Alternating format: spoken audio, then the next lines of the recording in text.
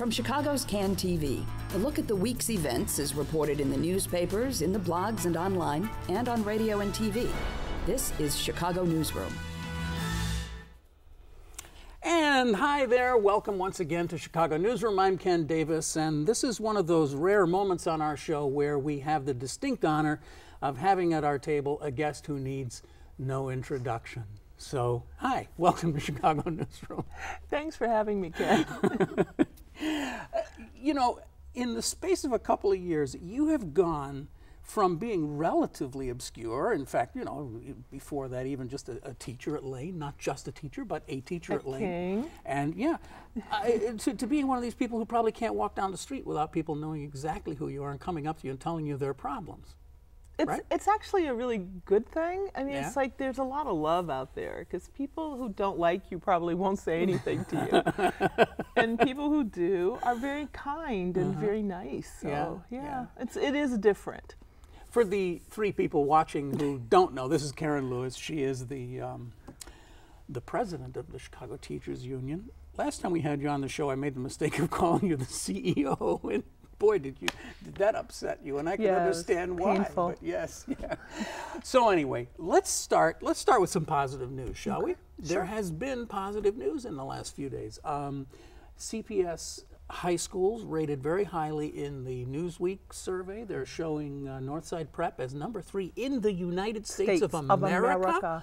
And your place, your old alma mater, Lane, when judged by socioeconomics, suddenly jumps up into the 60s in the United States of America. So we're seeing several schools in Chicago, and I'll point it out before you do. There's CPS schools with CTU union teachers in them that seem to be doing rather well, thank you.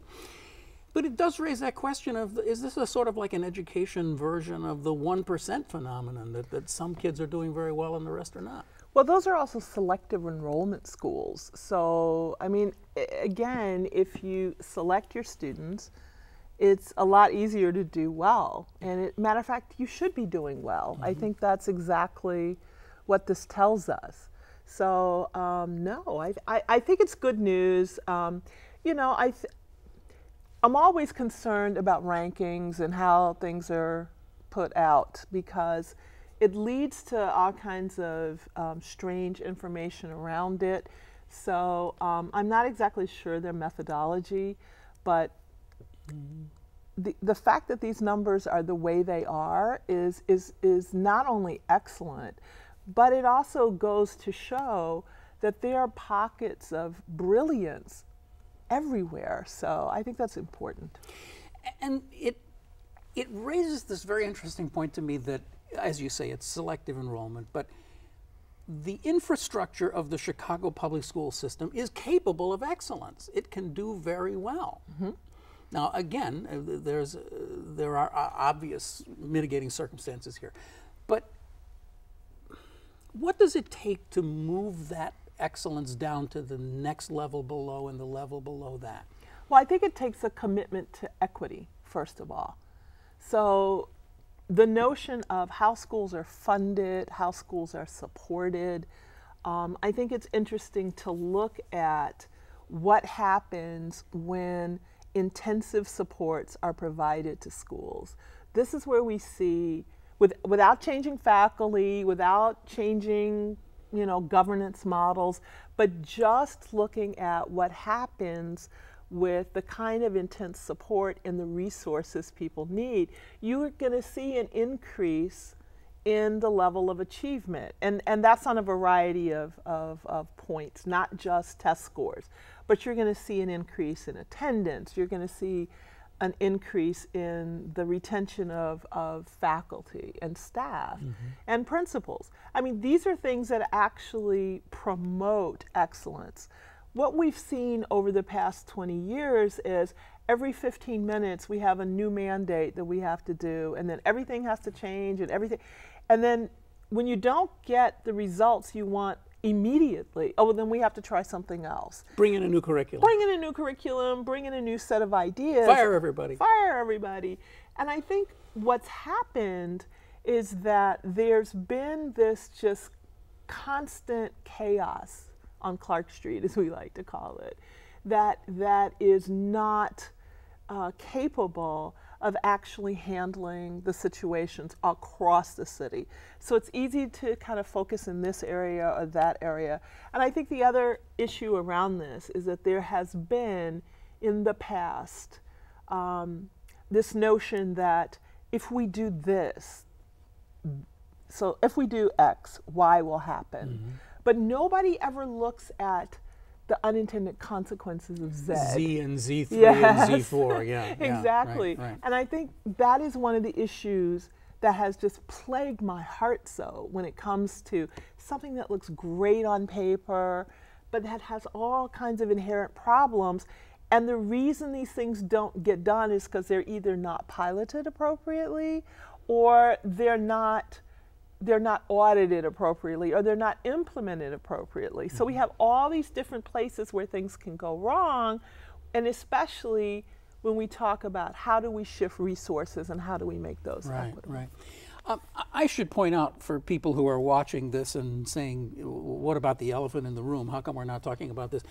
You may or may not be running for mayor, and that is an issue that obviously clouds a lot of everything, of the whole conversation. But for our purposes today, I just want to assume that, yeah, you very well may be running for mayor, and a lot of people I've talked to say they're convinced you are going to. And so I want to drill down into the background stuff, the things that got you to the position where you may in fact be considering that. You're not going to announce it on the show today, I know that, and I don't care about that because I really care much more about policy and how you got here. Mm-hmm. So that's why I want to talk about, for example, something that this just dawned on me one day. Without a lot of fanfare, CPS rolled out this student-based budgeting concept, which on the surface looks like an incredibly equitable and proper thing to do. Every kid gets a check pinned to his shirt when he walks in the classroom, and that's how much you add up, and that's how much the school gets because that's how many kids there are. But when you see, talk about your unintended consequences, when you see what happens after a year of this or going into the second year, you start to see schools that are just rotting on the vine, where you have this incredible downward cycle of a school that doesn't have a lot of enrollment in the first place suddenly starts losing teachers, losing resources, losing everything, and then that means that the parents pull their kids out and the school deteriorates more and more. And we're seeing some classic, beautiful old Chicago high schools really suffering because of this. I want your opinion about it. Am I wrong about this? Is this budgeting thing is a bigger issue than we had thought it might be? No, and we were opposed to it from the very beginning because every place that has tried this has moved away from it. Really? And they've moved away from it because of these very issues. So, the student-based budgeting came from Broussard, actually, because he had done it in Rochester before he came to Chicago. Oh, okay. So was he working on that before he left? Yes. Oh, I didn't know that. Yeah. Okay. Oh, yeah. See, everybody thinks when something happens, it happens on whatever watch it is. Right. But actually, this was Broussard's idea because he had done it in Rochester. Just like when a school does very well and the graduation rates go up, everybody says, "Well, look at that! It's because of the policy we put in 2 weeks ago." Yeah, but as you say, no. No, we can get to that. We get back to that. But one of the problems is that Rochester has already pulled back away from it because they've seen what those issues are. Now, there is this notion, because what we've seen is that it is incentivizing principals to hire brand new teachers. Mm-hmm. Every single building should have a mix of teachers who have some serious amount of experience, some at the end of their career, some at the middle of their career, some at the beginning of their career. Because part of what happens in teaching is that you really need to be mentored. Just one second, you're saying the incentive is to hire brand new teachers because they're younger and cheaper. Okay. And cheaper, right. Yeah, and absolutely cheaper. Yeah. So the problem with that is when we had a quota position, it didn't matter. If we had quota positions, it didn't matter. You could hire the best, quote unquote, person for the job. But now they're looking for the cheapest person for the job. So somebody like me with 25 years of experience, 2 master's degrees, and I'm nationally board certified. they would be like, oh my gosh, You would be a very expensive teacher. I would be a very expensive teacher. They could maybe get 2 for you. Exactly, probably. I'm pretty right, sure they could. right.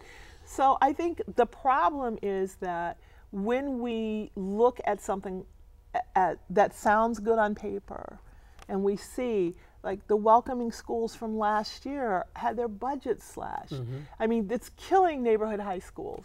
There are people that are trying to figure out, what can we do with neighborhood high schools so that we can have schools that people actually want to go to, that are the anchors of the community, and that are aligned with the K-8 feeder schools, the elementary schools that want to go into this. And I mean, having these connections and alignments are extremely important, because they used to exist many years ago. Yeah. Well, and that to me just seems to be such.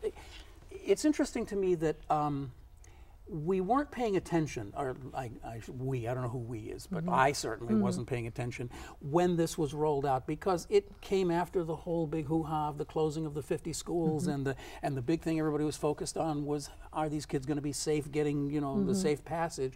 And then suddenly we saw that we had this whole new policy that, to me, is even more important than a lot of the other policies that we had been spending a lot of time debating, because it has this profound effect that lasts for years and years and years.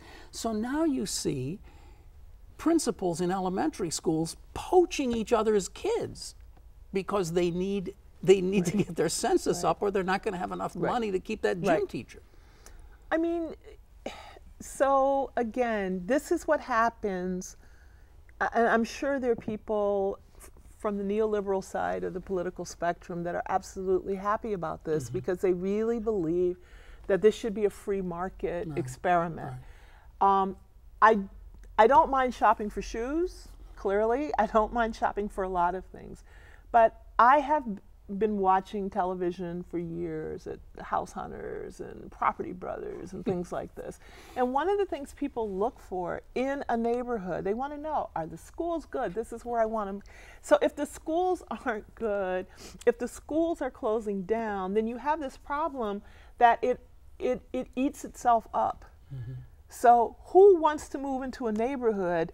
Again, there has to be this beautiful plan put in place, not just a market plan. And then, principals are told they need to have marketing strategies. Well, of course, now I think you'd agree with this. I've said this on the show, and I know I've said it to you before, but let's face it, lots and lots of our neighborhood high schools have never been great places, at least not in our lifetimes anyway. Maybe they were in the 20s or something, I don't know. So we have been faced for decades with this challenge of, how do you make the schools we have better?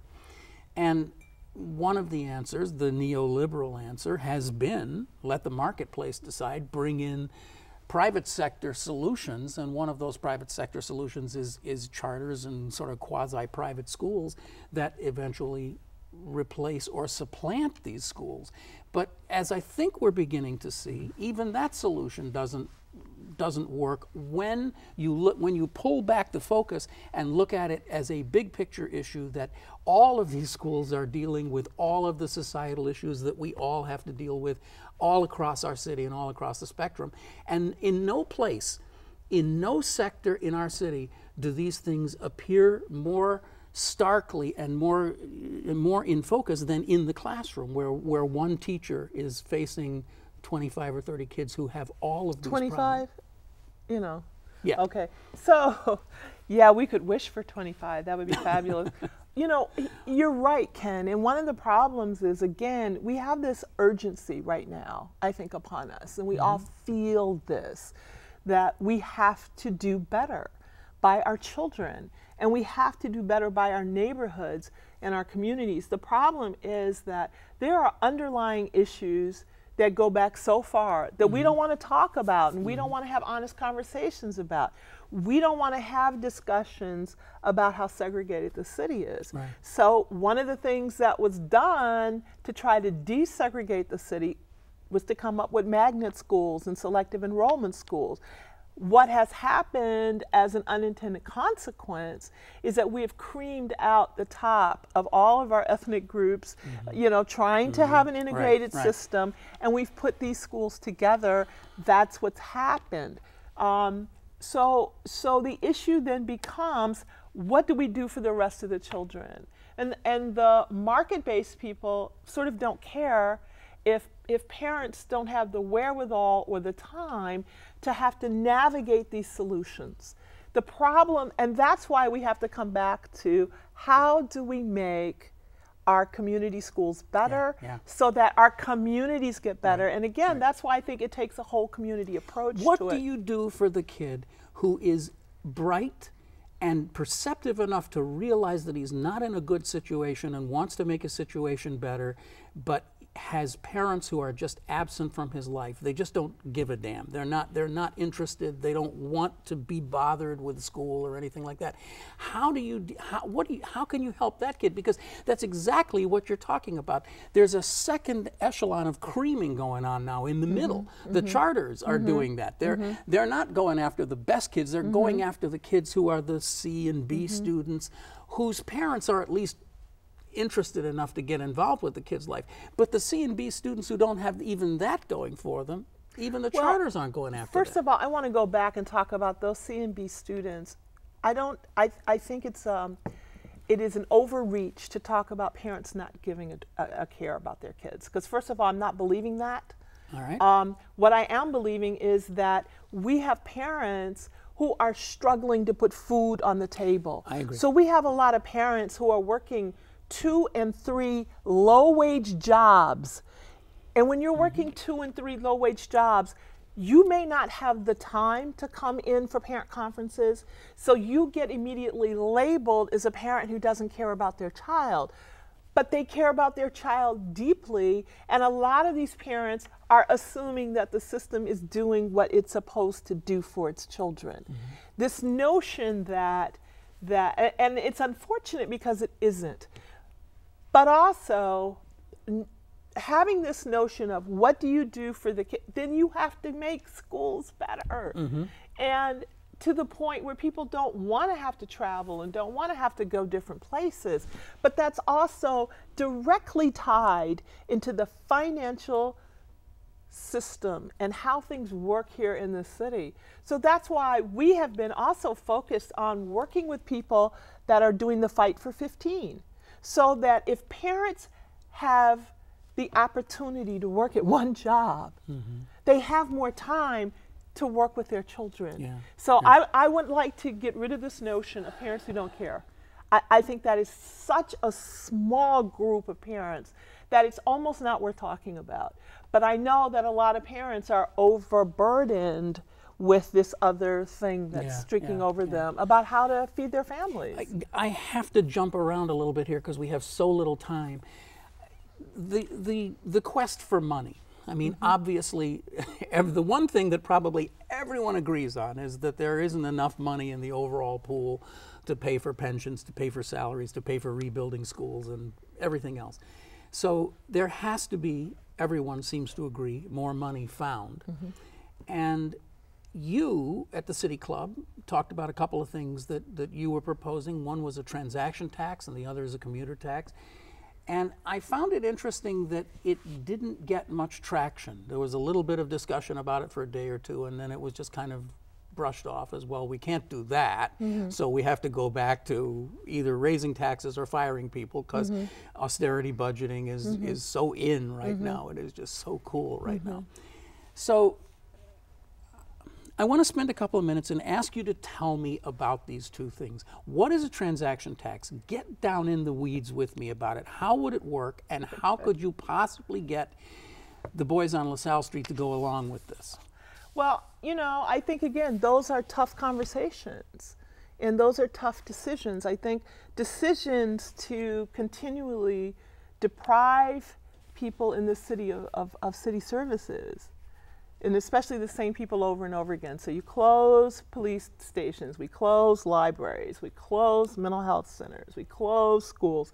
That actually happens to affect the same people over and over again. So there's no shared sacrifice, even though that's the terminology used. Look, so here's the deal about the LaSalle Street tax. At this moment, we're looking at huge pension shortfalls across the country, not just here, but everywhere, right? So if we look at a financial transaction tax, this is a small amount on each trade, anywhere from 50 cents to $1. There are actually bills in Springfield that have introduced this concept. So I buy 100 shares of Apple and I got to pay somebody. Yeah, but that's one. It's not that you're buying 100 shares. It's that you made a trade of 100 shares. So it's the one trade. It's only pay one fee. Yeah, I don't it's pay 100 one trade. Okay. You're not paying. You're not paying on 100 shares. You're paying on that one trade you make. Okay. Okay. So the issue becomes, how do we do this? Right here, we're looking at $900 trillion that basically goes through here in Chicago. And every what? Yearly. Yearly. Trillion. The average contract size is like more than 225,000. So that's the average. So, but the tax that is paid would be less than a takeout order at McDonald's that you pay on a regular basis. You don't even think about it. It's gone. It's there. And this derivative trading, which is actually at some of the cause of the financial situation we're all in right now. That's another show. And it's done by large institutions, investment banks, some day traders, hedge funds, brokers, as well as some very high net worth individuals. But the bulk of the revenue would come from the top 1% of institutions that handle the money, not the exchanges. This has been done in the UK, Switzerland, Hong Kong, France, and other countries. Those are huge markets, and the exchanges have not gotten up and moved away. And these taxes have been in place for years or decades. So the countries haven't been hurt, the exchanges have not moved away. So basically, what we're talking about is generating $10 to $12 billion a year for the entire state. That's a nice chunk of change. And it wouldn't just immediately become the Lincolnshire Board of Trade instead of Chicago. I mean, they wouldn't just. No, I mean there would be no reason to, because this would be a state. Yeah, this would be a state. This would be a state thing. Right, okay, and right. Chicago would get about. That's an important point. Chicago would get about $2 billion of that. But the issue around it is that everybody wants to say, oh no, they'll just move, because it's all done electronically anyway, and they can move here or there. But why? I mean, it doesn't affect the exchange. They don't lose that much. It's not money they're and going to have to give you. it's not a penny coming away from the Merck or the Board of Trade or anything. Didn't like I see that. Neil Steinberg write a column a couple of months ago about a conversation with, I'm sorry, this is just off the top of my head, but he had an interview with somebody who was former head of the Board of Trade or something, who said that he had locked it in state legislature, that there's a state law that you can't tax transactions and you never will be able to. Well, anyway. You know, I don't know. I didn't read that, but I will say this: matter, they find a way to do what they want to do. Yeah, but that is an interesting thing. Now, the commuter tax appears to me to be a little bit more controversial because you have, I mean, the implementation is a lot more difficult, right? Basically, if I live in Elmhurst and I work downtown, I have to pay. Almost like kind of an income tax. What is it, like a 1% flat tax? But that, I mean, but it's generated it would come out of the payroll, so it wouldn't even hit you. You don't have like Gates on the Eisenhower or something. No, it wouldn't be like that at all. But what's interesting is these are both very popular with the general public. I think the Sun-Times or the Trib, I cannot remember, did a poll, and those were the two most popular ways of dealing with it. But I still think we have to get even more creative about revenue. Yeah. And we've not done that because there's this notion that we're just going to hit certain people, or we're just going to do this, or we're going to do that. I mean, I'm concerned because looking at the issues around the pension bill and looking at the Canerva decision, which said that the pension clause in the Constitution is sacrosanct, basically. Yeah, yeah. So the notion, looks like the Supreme Court very likely might exactly. And I think though that legislators knew those bills were were unconstitutional in the first place. But, you know, there's this notion that we had to do something, and I think there are ways around this, but again, we have to get creative with the revenue side. I mean, people not just also constantly be talking about cut. Right, and I think people also want to hear about corporate welfare and the tax loopholes. Yeah. And while we have people talking about business friendly, you know, we also have to talk about business responsibility and accountability like we talk about that for everybody else. Okay, you know, here it is. We're down to our last couple of minutes. Let's just switch slightly to politics. Why did CPS endorse Pat Quinn over Rauner? I'm sorry, CTU, Pat Quinn over Rauner. Why? That requires an answer. Okay. Bruce Rauner has said so much horrible things about traditional public schools, and you know, he just has his ideas are not in alignment with anything that CTU has. I mean, he can barely say the word CTU. He says my name and kind of like, you know, chokes on it. I mean, that is a question. I mean, I don't think. First of all, Pat Quinn came to the House of Delegates in June, talked to that body. He came to our PAC Ledge committee. Bruce Rauner never ever reached out, so there was no chance that somebody who has come and asked for an endorsement, as opposed to someone who's never reached out. So we've speculated here how difficult it's going to be for you as mayor if Rauner gets elected as governor. It's going to be a kind of a weird dynamic, but we have one thing in common. What's that? We went to the same undergraduate institution. We graduated from the same school. You did? Mm-hmm. He gives a whole lot more money to him than I do. Yeah, I'm sure he does, yeah. So, at this point, would you like to be mayor? Would you enjoy it? Would it be fun? I think it's a challenge. It's a huge puzzle that has to be solved. I mean, there's so many moving parts to the city. Are these problems solvable? I mean, we have a...